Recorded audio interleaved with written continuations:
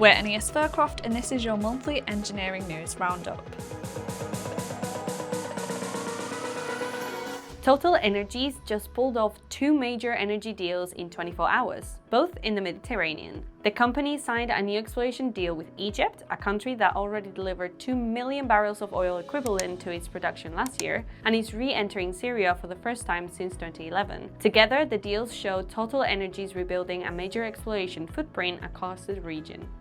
The UK just announced one of the biggest energy moves in years, and it could reshape the entire power system. The UK government has pledged to introduce a new energy independence bill, giving ministers expanded powers to accelerate clean energy projects, overhaul grid infrastructure, and push large-scale technologies like offshore wind and hydrogen. Industry leaders say it's a rare chance to cut project delays, unlock investment, and strengthen Britain's long-term energy security.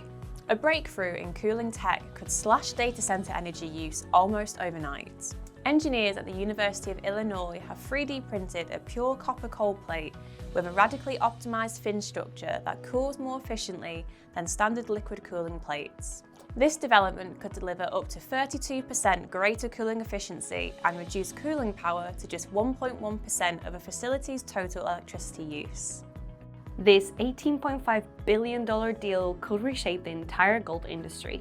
Equinox Gold is buying Orla Mining, creating a new North America-focused gold producer, expecting to deliver 1.1 million ounces a year. Equinox shareholders will own 67% of the combined company, Orla shareholders get the remaining 33%, and together they'll operate mines across Canada, the US, Mexico, and Nicaragua. Analysts say the merger strengthens the company's scale and future growth path, with potential output raising to 1.9 million ounces once new projects come online.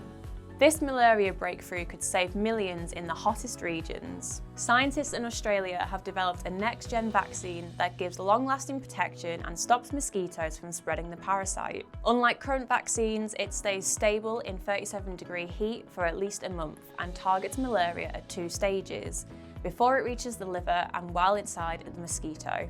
Results showed the vaccine cut liver-stage malaria infections by up to 80%, fully protected 1 in 4 individuals, and reduced mosquito transmission by roughly 2/3.